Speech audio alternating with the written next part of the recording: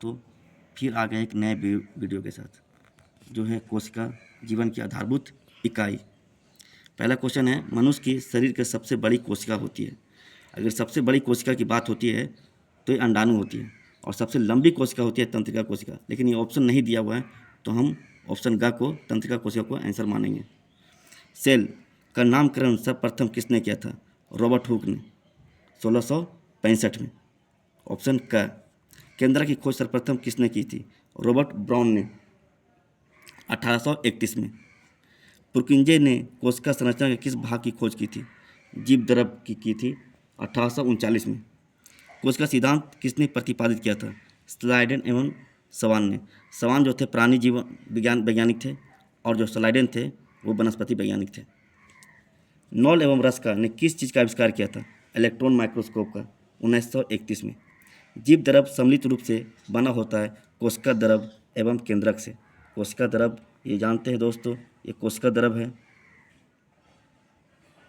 कोशिका द्रव और ये केंद्रक मिलके जीव द्रव का निर्माण करते हैं, जिसे हम लोग प्रोटोप्लाज्म भी कहते हैं। कोशिका झिल्ली बनी होती है लिपिड एवं प्रोटीन दोनों की। इसमें होता है क्या कि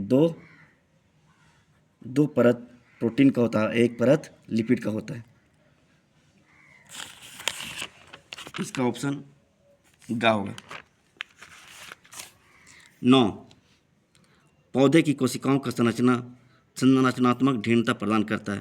तो हम लोग जानते हैं जो इसका कोशिका भित्ति जो बना होता है पौधे का, वो बना होता है सेलुलोज का, और कोशिका भित्ति संरचनात्मक भिन्नता प्रदान करती है। तो ऑप्शन होगा घ। झिल्ली युक्त कोशिकांग पाए जाते हैं यूकैरियोटिक कोशिकाओं में।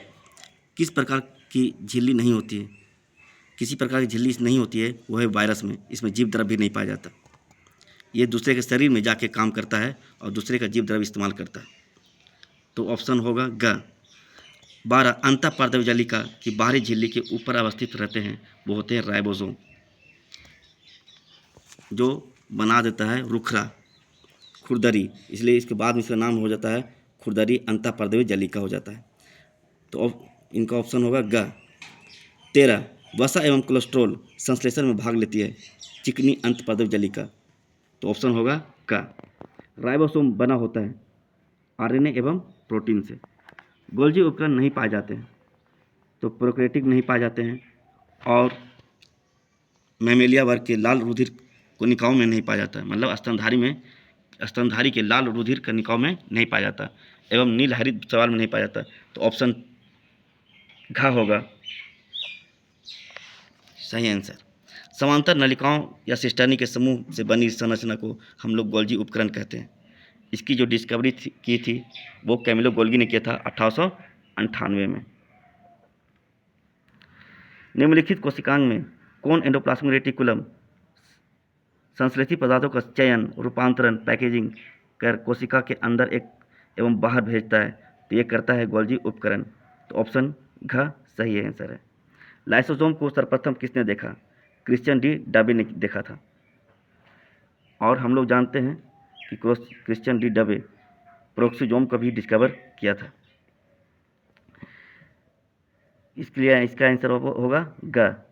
जीवाणु एवं वायरस से रक्षा करने वाला कोशिकांग कौन है? वो है लाइसोसोम। अपने आप को फट जाता है और उसको डेथ कर देता है, इसलिए इसका नाम सुसाइडल बॉक्स भी कहा जाता है, suicidal bag of the cell. Cristae कहाँ पाए जाते हैं? क्रिस्टी पाया जाता है माइटोकॉन्ड्रिया में। ऑप्शन का सही है। श्वसन से संबंधित एंजाइम मौजूद होते हैं, वो होते हैं माइटोकॉन्ड्रिया में। और माइटोकॉन्ड्रियल में कहाँ? माइटोकॉन्ड्रियल गुहा मैट्रिक्स में। तो ऑप्शन ख सही है।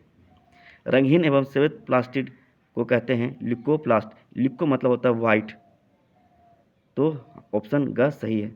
क्लोरोप्लास्ट के भीतर पाए जाने वाले तरल युक्त गुहा को हम लोग अस्ट्रोमा कहते हैं, और इसके जो पतला पतला जो लैमी होता है उसको कहते हैं अस्ट्रोमा लैमली। तो इसका ऑप्शन होगा घ। 24 थैलाकोइड्स समूह को कहा जाता है? तो थैलाकोइड समूह जो होता है वो ऐसे ऐसे होता है जमा, और उसको ग्रुप को कहते हैं हम लोग ग्रेना कहते हैं। तो ऑप्शन ग सही है। प्लास्टिड एवं माइटोकॉन्ड्रिया को क्या समानताएं हैं? दोनों में डीएनए प्रेजेंट होता है, राइबोसोम भी प्रेजेंट होता है, और दोहरी झिल्ली से घिरी संरचना होती है। तो ऑप्शन घ सही है। कोशिका के रसधानियों को चारों ओर से घेरने वाली झिल्ली को हम लोग टोनोप्लास्ट कहते हैं। तो ऑप्शन ग सही है। तारक रश्मियाँ किस कोशिकांग में से संबंधित है? ये सेंट्रोसोम में होता है, जो बाद में कोशिका को विभाजन में बहुत बड़ा रोल प्ले करता है। तो ऑप्शन ख सही है। को केंद्रक द्रव एवं कोशिका द्रव के बीच पदार्थों का आदान प्रदान किसके द्वारा होता है? ये केंद्रक छिद्र द्वारा होता है। ऑप्शन घ सही है। केंद्रक द्रव में पाए जाने वाले महीन धागों के जाल को क्या कहते हैं? ये क्रोमेटिन जलिका, जलिका मतलब जाल। ऑप्शन ग सही है। प्रोकैरियोटिक कोशिकाओं में पाए जाने वाले क्रोमेटिन पदार्थ को कहा जाता है केंद्रकाय। ऑप्शन घ सही है।